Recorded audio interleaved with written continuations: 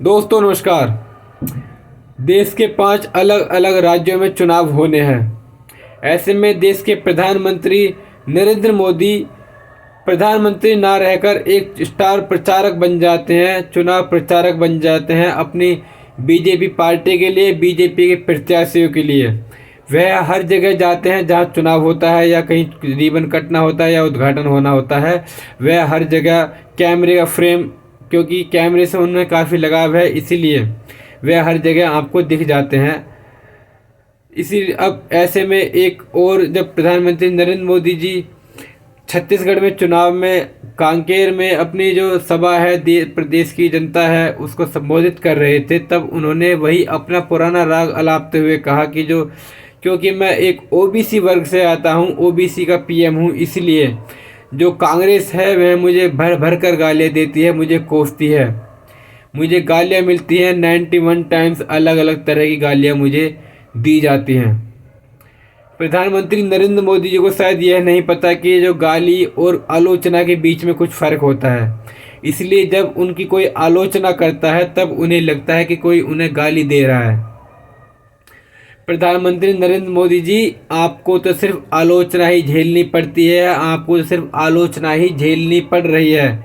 लेकिन जो देश की सबसे पुरानी पार्टी है, देश में जिसने सबसे ज़्यादा बार राज किया है और सबसे ज़्यादा देश को पीएम दिए हैं, उन्हें तो गोलियां तक खानी पड़ी, गोलियां तक झेलनी पड़ी, वो भी सीने पे। सब में पहले बात करते हैं महात्मा गांधी जी की, जिन्होंने 3 गोलियां सीने पे खाई। उसके बाद नेहरू इंदिरा गांधी जी ने भी करीब 33 गोलियां अपने शरीर पर खाई।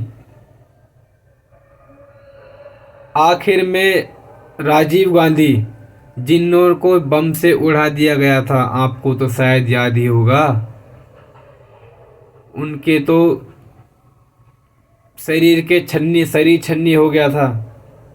आपको तो सिर्फ गालियां ही या आलोचना ही झेलनी पड़ती है। देश के ऐसे पीएम हैं जिन्होंने देश के लिए अपनी कुर्बानी तक दे दी, और आपको आलोचना ही झेलनी पड़ेगी अगर ऐसे काम करेंगे तो। क्योंकि जब बोया पेड़ बबूल का तो आम कहाँ से हुई, आलोचना का काम करोगे तो आलोचना ही मिलेगी प्रधानमंत्री जी। और आप कहते हैं कि आपको देश की जो बिटियां हैं उनकी आपको फिक्र है। अगर इतनी ही फिक्र है तो अपने निर्वाचन क्षेत्र में, बनारस में आपकी ही निर्वाचन क्षेत्र है ना, वो आईआईटी बीएचयू की छात्रा के साथ जो दुर्व्यवहार हुआ है, उस पर एक आपका कोई ट्वीट आया? एक भी ट्वीट या एक शब्द? प्रदेश में, मध्य प्रदेश में 12 साल की बच्ची के साथ दुर्व्यवहार किया गया, उसको नग्न अवस्था में सड़क पर छोड़ दिया गया था, उस पर आपका कोई ट्वीट आया? कोई नहीं आया।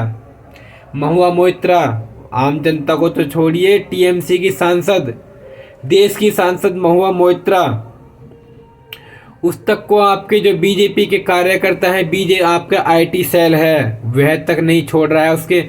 उनके निजी सवालों, उनकी निजी जिंदगी पर ताक झांक की जा रही है, उस पर आपको कोई ट्वीट आया?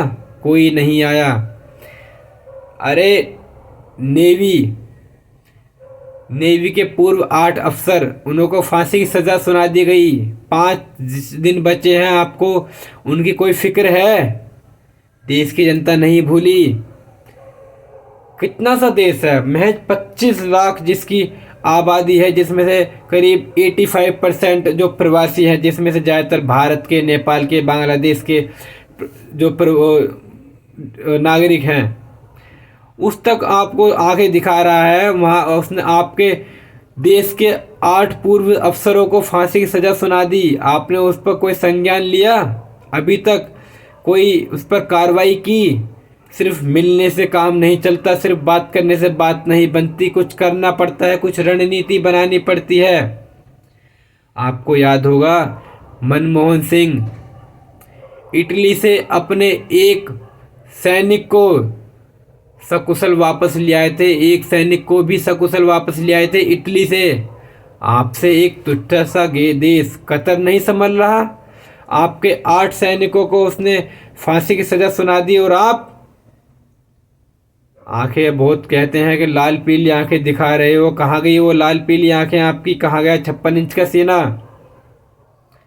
56 इंच का ही था या सिर्फ 26 इंच का था? प्रधानमंत्री नरेंद्र मोदी जी, मणिपुर पर आपकी कोई अभी तक कोई एक ट्वीट नहीं आया है। एक बोला भी था 5-7 सेकंड के लिए, तो उसमें आपने छत्तीसगढ़, पश्चिम बंगाल, राजस्थान तक को घेर लिया था। देश की जनता नहीं भूली, ना ही देश के आम नागरिक भूले हैं, और अगर भूले भी हैं तो हम भूलने नहीं देंगे। प्रधानमंत्री नरेंद्र मोदी जी, आपकी जो जुमलेबाजी सरकार है वह उसका पर्दाफाश हो चुका है। आपको हमारी ये जानकारी कैसी लगी हमें कमेंट बॉक्स में बताएं। हमारे चैनल को सब्सक्राइब करें। नमस्कार।